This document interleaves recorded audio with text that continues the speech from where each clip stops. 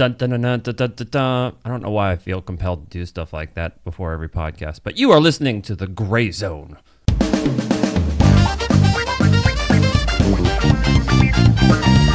The Grey Zone. The podcast featuring Gray Thompson. Featuring me. Also featuring my esteemed salubrious guest, Jay Spivey, Dr. J, PMS, MD, longtime favorite of mine. Well, I tell you, I am just happy to be here, Gray, and I am happy last weekend is over with. From a football standpoint, I watched more football last weekend than I have in 10 years. Well, congratulations. I'm glad you enjoyed it. I did. I mean, it just wore me out. I mean, not from a nervous standpoint. I just watched a lot of college football. Good. I didn't get to watch all that much. What else did you watch?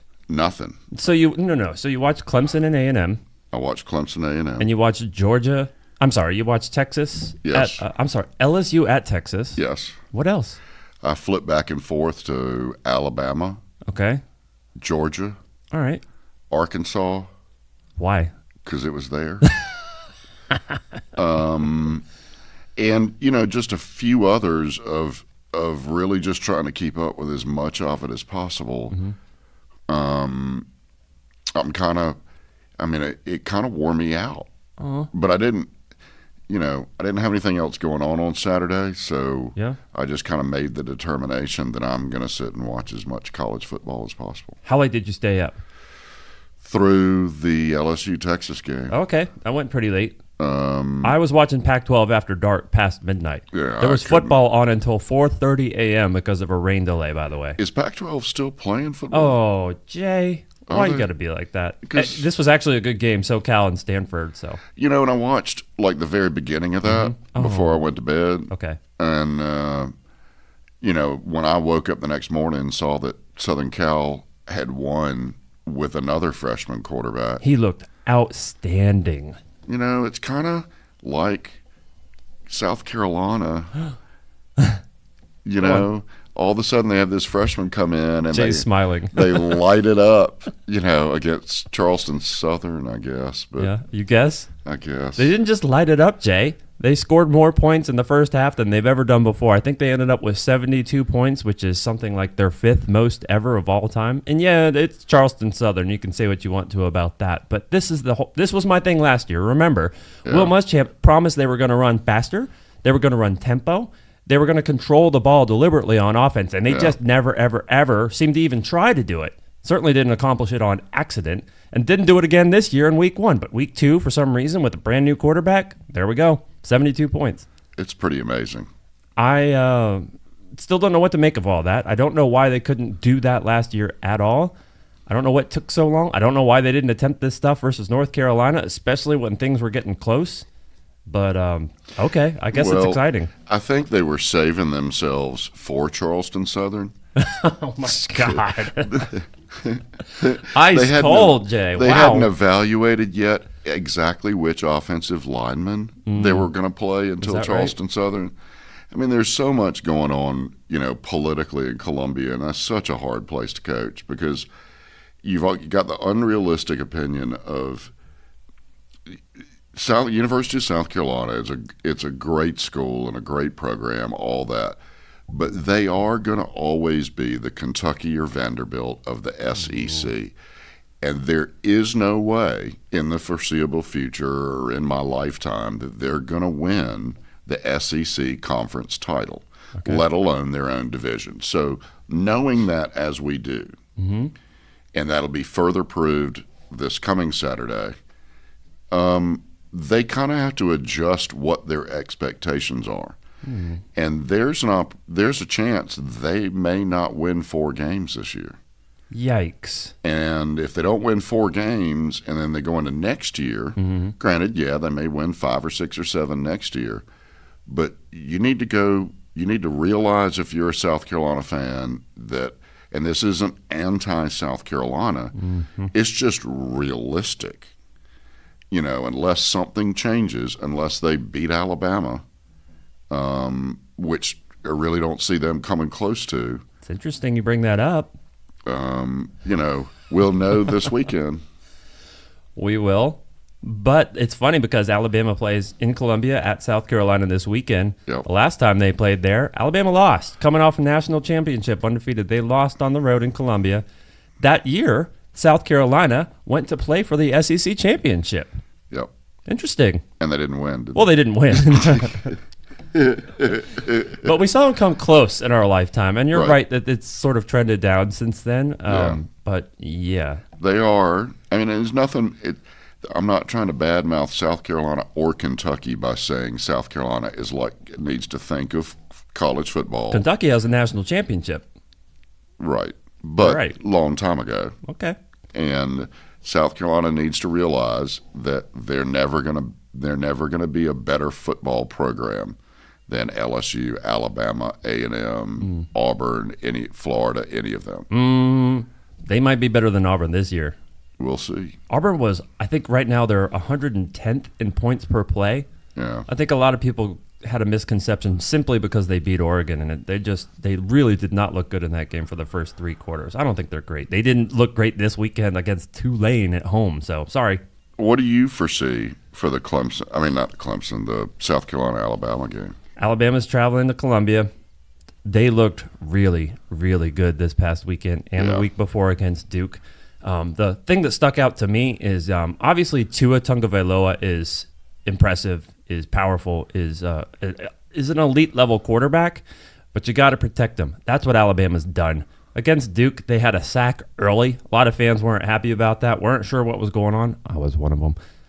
They only had 2 other pressures the rest of the day. They had 0 at home against New Mexico State, which I know certainly isn't as good as South Carolina, but protecting the quarterback is a big deal, and they've done it. That's kind of why I expect this to be a bit of a bloodbath. I wouldn't say Nick Saban didn't take his foot off the gas a little bit against New Mexico State. However, I think the final score was 62-10, so narrowly didn't cover that 55.5-point spread. My goodness, but still. I think South Carolina, because of what they're doing now with the offense, if they try to do it, that they can make this game look competitive and maybe even come out competitive. Probably not, though, especially if Alabama's cooking on all cylinders and they're able to protect Tua. The defense is looking improved. South Carolina's having success in the air. That was against Charleston Southern. I don't really expect that this much this weekend. I really foresee Alabama covering the spread because, what is it, 27.5, something like that? Oh, it's gone up. It was 24.5, but something like that. I know it went up over the weekend even, so sure. And South Carolina could probably play well with them for a quarter or two, maybe if they're having a great day. But I think in the end, the strength, speed, talent, coaching in particular, everything is going to kind of bury. I want South Carolina to be a good program and do well, but this is just not the year for it. And they're going to see what it's like to play one of the 2 or 3 best schools in the country in the next few weeks. I mean, Alabama, I think, is just going to wear them out in the end. Yeah. It's Alabama's first game in conference play. And they're going to be kind of get up for these games, but they've lost them before. I'm not trying to suggest they're going to lose. I would love to see this game be competitive, and it's going to be because of their quarterback's arm. Look for the beginning of this game if you can. When it starts, I would watch to see if South Carolina comes out real strong and tries to score first, gets the fans really amped up. That place will be loud at the beginning. If they can keep it amped up for a little bit longer, that'll be really good and play into their hands. I'm not sure if that will ever be enough to really stop Alabama, but hopefully this will be an exciting game. I think the beginning should be. Yeah. But, roll Tide. Because if this goes ugly early and the stands start emptying at halftime, then holy cow, there's just a whole new level of politics and social media meanness. Alabama scored on the first play from scrimmage this past weekend. Again, right? So with, what was it, 14:50 left to play in the first quarter? They were already up 7-0. So if this goes ugly early, I'm sorry, South Carolina, but this is this year. That's big of you. And it does bother me because I'd love to see them be competitive. And boy, I just think they've got a tough road to hoe this year. I'll say this about Alabama, and more to the point, because Clemson's going to start getting this too. Not so much this year, maybe this weekend against Syracuse. But what Alabama has had is you get teams to play because of Alabama's status, because of their success, because of their name. Their opponents play to their very best very often. And when Alabama loses to a team like that, it's usually epic. Like in a sense that, okay, for example, the last time they played against South Carolina, Garcia was going crazy. He couldn't be stopped. Nobody was going to beat him. He was throwing in a double and triple coverage for touchdowns. Just couldn't be stopped. It was incredible. Of course, then you have games like the kick six against Auburn. You have the Clemson National Championship game with that final play with Hunter Renfrow. They're epic. It's almost like, everybody loses. That's my rule number one. Those are some if you're going to go down, when you go down, that's how you want to lose. Clemson, I'm not saying Clemson's going down, but that's what you're going to start to see is these epic football games that can sometimes be a surprise. Right. And I love it. I love all of it. And that's where South Carolina, I mean, it's like the way they played Clemson last year. Had just this incredible offensive game, the game of the year for the University of South Carolina. And it came against one of the top teams in the country. They still lost by a considerable margin, but yet the visual of it, I could see South Carolina potentially scoring 21 points on Alabama. Yeah. But Alabama's going to score 52. So it may look decent for South Carolina, but then again, it goes back to my point. All they are is just like Kentucky. They had a good game, but they still got crushed. Do they play Kentucky next week? Look this up. I'm going to have to look it up too. They got Missouri at Missouri and then Kentucky. Yeah, and see, they're gonna it's back to back. Potentially lose to Missouri, potentially lose to Kentucky. Oh my God! Then a bye week before. Definitely Georgia. Lose Georgia. Definitely lose Florida. Tennessee, who knows? Yeah, you do. And Vanderbilt.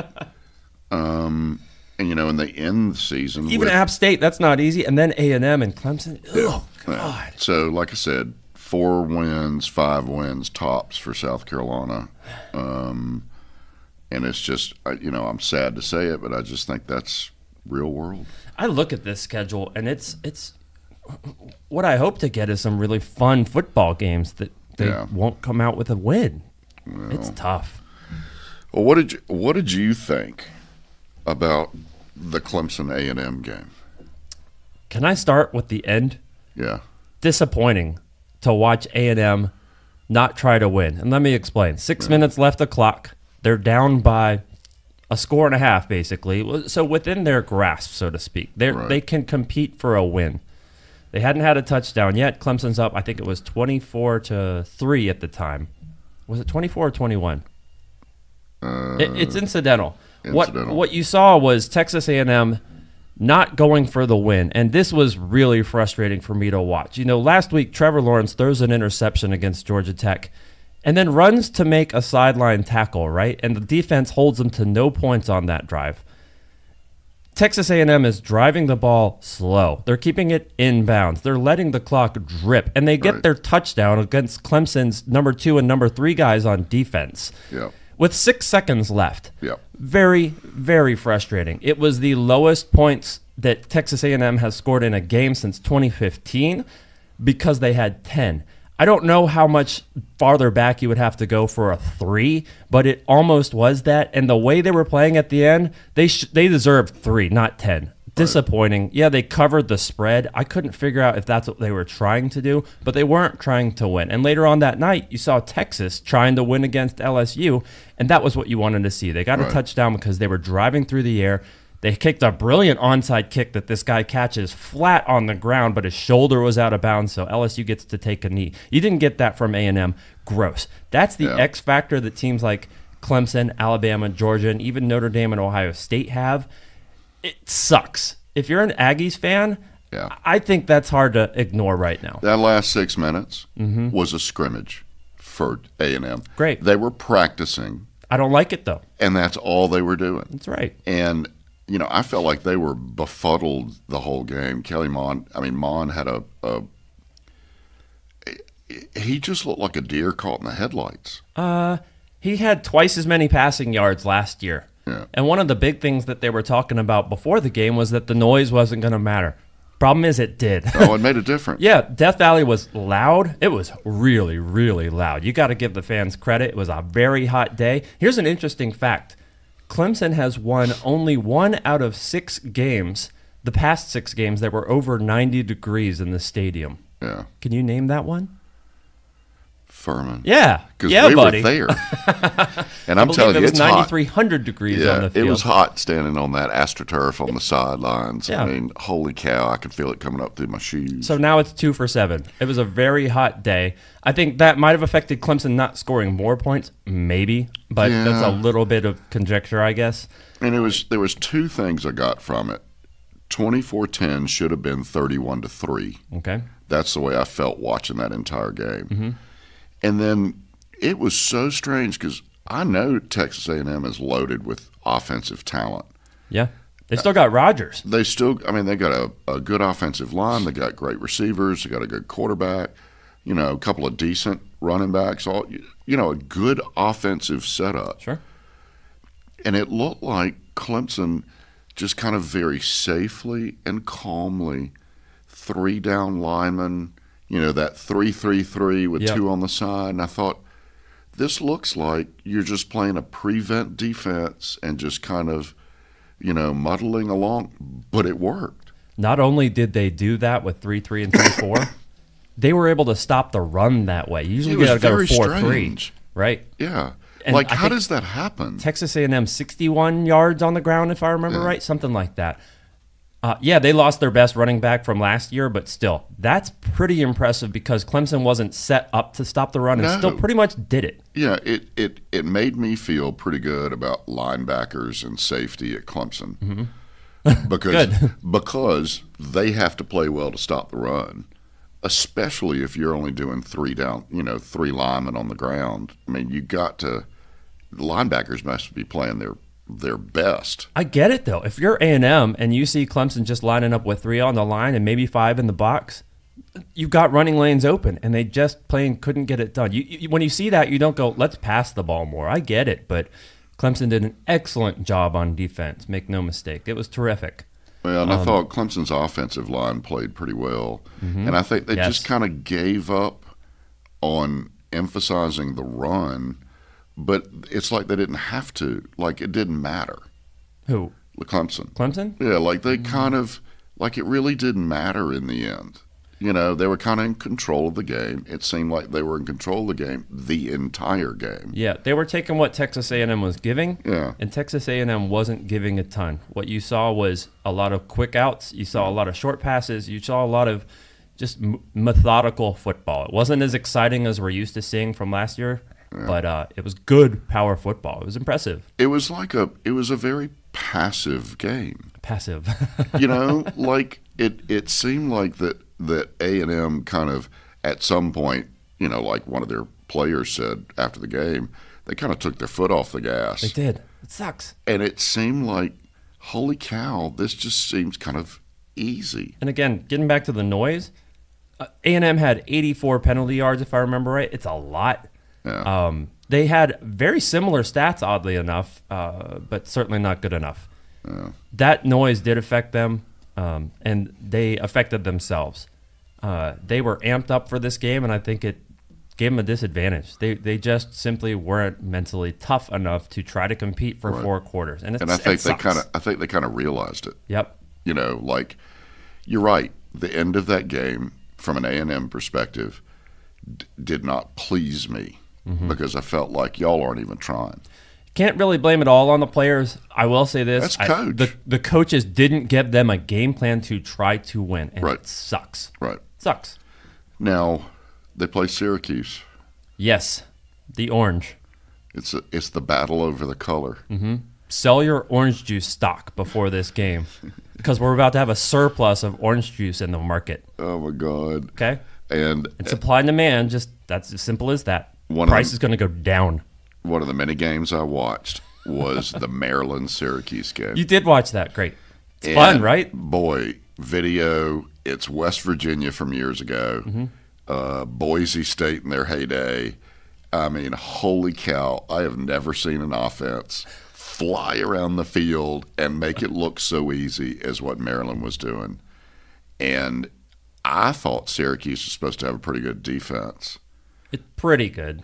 They were slashed. Yeah. They had a lot of returning guys. A lot of, like, just great runs, short passes, all that stuff that went for 30 yards or a touchdown. Yeah. Like, I don't know what they were doing on the back end of the defense for Syracuse, but it was not keeping an eye on what the quarterback was doing. That was tough. Who's the quarterback's name at Maryland? Oh, I can't tell you. I got to tell you this. Your name is Jay, right? Yes. And you're elite. I'm just going to say it right here on the podcast. Jay Spivey is elite. If you got 2 J's in your name, you're probably even more elite. Let me give you some examples. Julio Jones, Jerry Jeudy, Josh Jacobs. How about Josh Jackson? Yeah, JJ. You got 2 J's, you're going to kill everybody. I'm telling you. That's the quarterback at Maryland. He's exceptional. They're just giving him opportunities to get the ball out lightning fast. They move so quick, and it's fun to watch. They're legit, and Syracuse just isn't. Wow. I called it a little bit last week that they're a bit of a paper tiger. They returned 8 guys on defense, if I remember right, and that's why we expected them to be competitive. Right. I don't think this game against Clemson is going to be very competitive at all. I think Clemson's going to run all over them. What Clemson does best, especially from a coaching perspective, is they play up to their best games. And they knew all season long, like we do, that Texas A&M and Syracuse are the ones you got to prepare for. Yeah, Syracuse isn't ranked anymore, and that's okay. But you still got to get up for this game, and they're going to do it. That's why I think, what is the spread on this one, 24? Is it 27?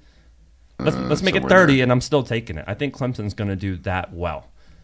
More to the point, because Trevor needs to throw more, and Texas A&M's, their secondary they were in good positions to stop them from making those choices. I don't think Syracuse showed that against Maryland.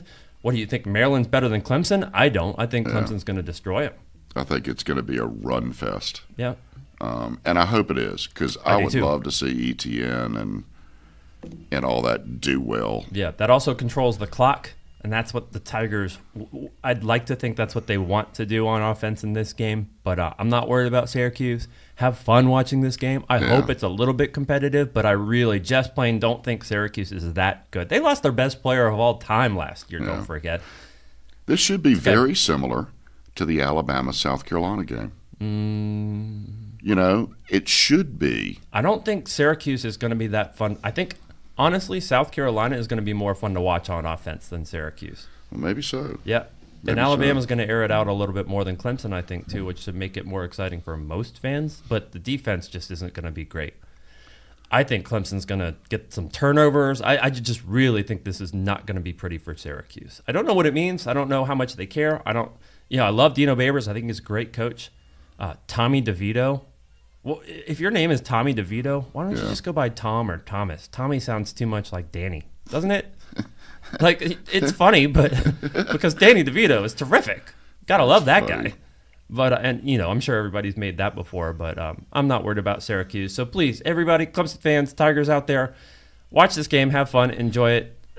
Please don't clench your butts for this one. Yeah. Savor it. And because the rest of the season, I don't think there's anything nearly this exciting until maybe South Carolina, because it's a rivalry. But until then, just savor this game, please, every single snap.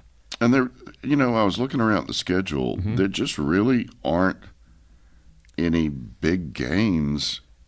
North Carolina could be fun. Florida State's really bad. Yeah. Louisville, I don't expect to be very good, but it might end up being a fun game. I just think Clemson is so much better. Boston College, they play good at home, but on the road, not so much. They don't have a good quarterback. Wofford, no Wofford. NC State is not who they were last year, and we kind of knew that anyway. Wake Forest is legitimately pretty good. Pretty good. And it's on the road, so that one might be good. That's the game before a bye week, before South Carolina in Columbia. Wake Forest is at home. I'm sorry. And then at South Carolina 2 weeks later, which should be fun because that's rivalry game. So it doesn't really throw out the scores, throw out all the rules, throw out everything you got. So there is some fun to be had. What did you say? Clemson is 96-point-something% of a lock to go into the playoff? Oh, yeah. Yeah. They are that elite, for sure. That's what it seems like right now. Here's the problem. You have two things. Travis, ETNT. I know it's Etienne, but I love saying ETNT because he's explosive. And you got Trevor Lawrence. Both of those guys are in the Heisman talks. if they're in the conversation at the end of the year, they're going to be taking votes away from each other a little bit. I also don't think either one is going to win this year anyway, partly because of the schedule doesn't give you those Heisman moments. Also, partly because that's just not going to be all that interesting, and because the competition is probably going to have a lot more of those, including guys like Herbert, Tagovailoa, and Jalen Hurts. However, with that said, I forgot where I was going to go with this. I just hope they stay healthy. Yeah, me too. Nobody gets hurt. That's a big deal, both from an offensive line and the defensive line or linebacker standpoint for Clemson. As long as they can keep those few key people healthy through the season, I mean, I think they're just going to rack up. There's going to be a lot of 30 to 50 point games that Clemson has offensively, and then whether somebody scores 3 or 22 against them.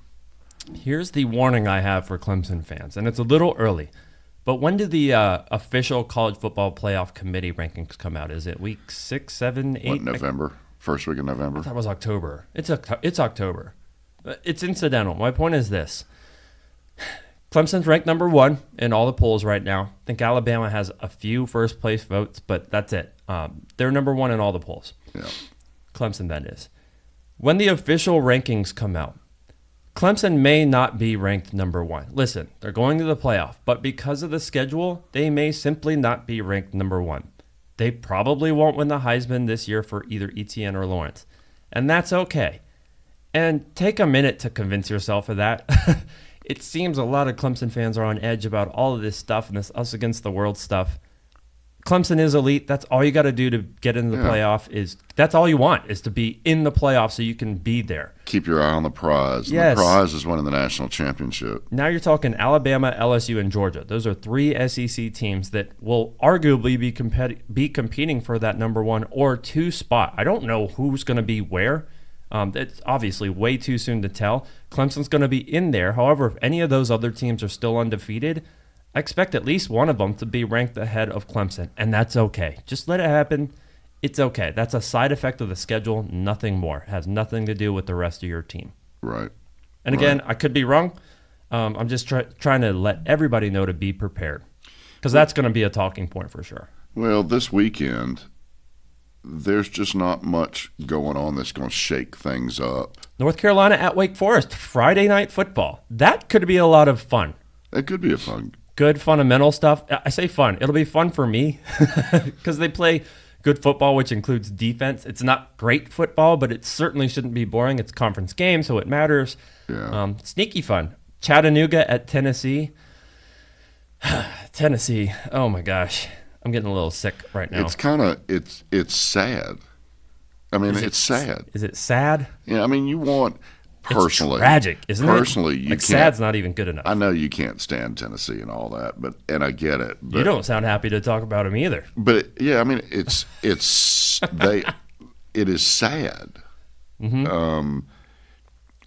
Sad is the last final step before pathetic. Because sad, you always feel like you want to overcome. If they don't overcome, then it becomes pathetic. Pathetic would be not beating Chattanooga this weekend. You've Right. got to appreciate the fact Right. that it's an in-state team they're going to play and probably win against at home for their first win of the year. If it's a tough game and it just barely win or don't win or make a bunch of errors, you're going to start seeing the for sale signs show up on the coach's yard. I don't know what to think. If you're a Tennessee fan, do you go to this game because you think it's going to be a win? Because didn't you do that last weekend against BYU? Well, Who I wouldn't say played out of their minds, but certainly weren't. They tried to win and they got it. the sleeper game this weekend, I think that Kentucky is going to upset Florida. Is that right? How come? I just think Kentucky. Here comes the feeling. It's for all the mid-level schools in every conference. And do you remember last year, Kentucky beat Florida for the first time in, 36 years? Because Yep. nobody beats Florida 37 years in a row. that's right. Something like that. Nobody. I'm sorry, Nobody. Kentucky, whatever. You had me on your side there for a minute. No, Florida wins this one. Sorry, Jay. It's at Kentucky, but no, Florida. But I don't want, think that means Florida's great at all, but Kentucky's they've but suffered in my a lot. heart, I want Kentucky. So to do win. I. Go Wildcats. Come on, That do is it. the feeling. It's not based on anything other than watching the first game of the season with Florida and thinking, holy cow, that is the most inept winning game I've ever seen. Yeah. And I just think Kentucky, if they're hitting on all cylinders, anybody can beat anybody in college football. You know, I was pulling for Army against Michigan so hard, and it kind of broke my heart. But then I thought, well, it's okay that Army lost to Michigan. They're supposed to. Close one. But they could have won it. Army ran the ball like crazy. They didn't pass almost at all. And when they did, it sucked. When Army passes, we all lose. Yeah, okay? we all lose. And they passed to lose the game in overtime. I mean, that's terrible.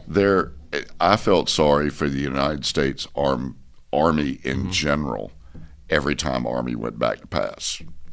That was kind of scary. Don't feel bad for Army, but that was an exciting game to watch. And I don't dislike Michigan, but I tell you what, I love when Michigan loses because that one turns everybody around. Everybody pays attention. The Michigan fans go nuts, in spite of the fact that they lose a game or two every year. So, well, any other game, any other thing? Well, you brought up Florida, who I think is going to win at Kentucky this weekend, but maybe it's going to be a struggle win. I'm not sure. However, you've also got Florida Atlantic. You got South Florida, who's winless, still hasn't even scored a point. You got Florida State, who is really atrocious.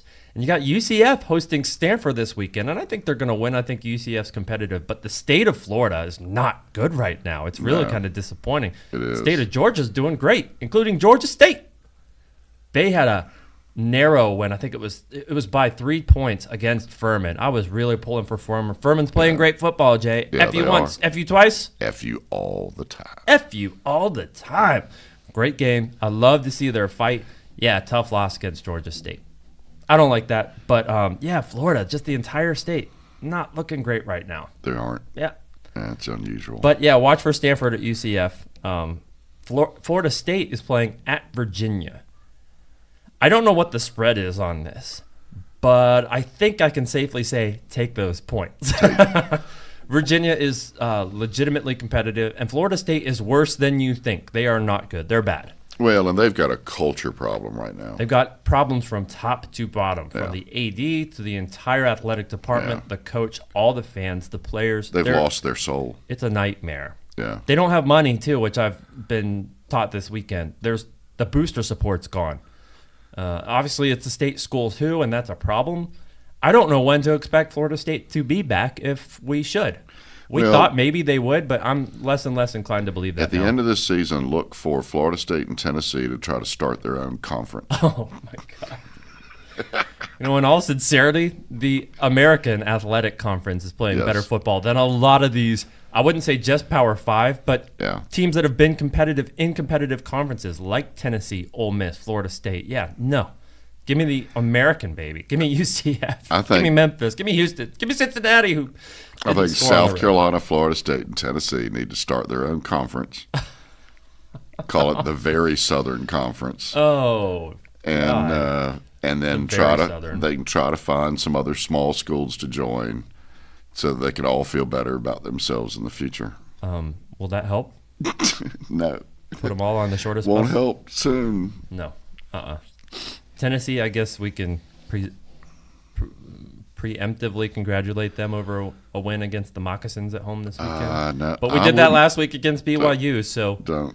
That doesn't mean that you should tune into this game if Tennessee is losing. I just don't. There's no reason to watch them. Excuse me. I feel really bad for Tennessee fans. Passionate fans. See, they have passion in a way that a lot of Florida State fans don't. I say a lot, but I know there's there's a better football culture and everything at Tennessee than there is at Florida State. And I don't know why, because they have not been competitive for much longer than Florida State hasn't.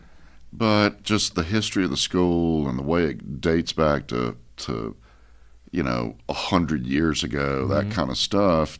Tennessee's just got a more storied history, and I hate the situation they're in. I want them to be better because it makes it better college football. I do too, except as long as it's not from Tennessee, I'm okay with it. Yeah. Well, I'm always okay with it. I really appreciate being on this week. I appreciate you being here, Jay. You know, anytime I get to talk about my feelings on college football, it just makes me feel so much better. Anytime I get to listen to that rich, deep radio timbre voice of yours, Yeah, well, I just get goosebumps. I can't do anything about it. Yeah, well, I love it. I wish I could do something about mine to sound more like yours, but it doesn't work. Even when I try, it doesn't sound right. Well, you know, I do what I do. And you do it well. You got anything else you want to say before we go out and get ready for Clemson to go to Syracuse? Go Tigers and Tigers. roll Tide. Roll Tide. All right, see y'all. Thanks, Jay.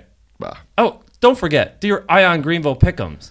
I Oh, cleaned my up God. again this week. Oh my God, did you forget? No, I didn't forget, and I'm not doing all that well. Okay. Well, there's But- still plenty of time. but Have you I'll been get listening better. to the podcast? Because I'm trying to help. Yeah, I'll get better, I promise. I know I didn't cover all the games this week, but if you need help, just reach out to me. Go to iongreenville.net, college football pick'em, do it, and we'll see y'all later. Peace. Not red, not blue, not white, not green, just gray. Just gray.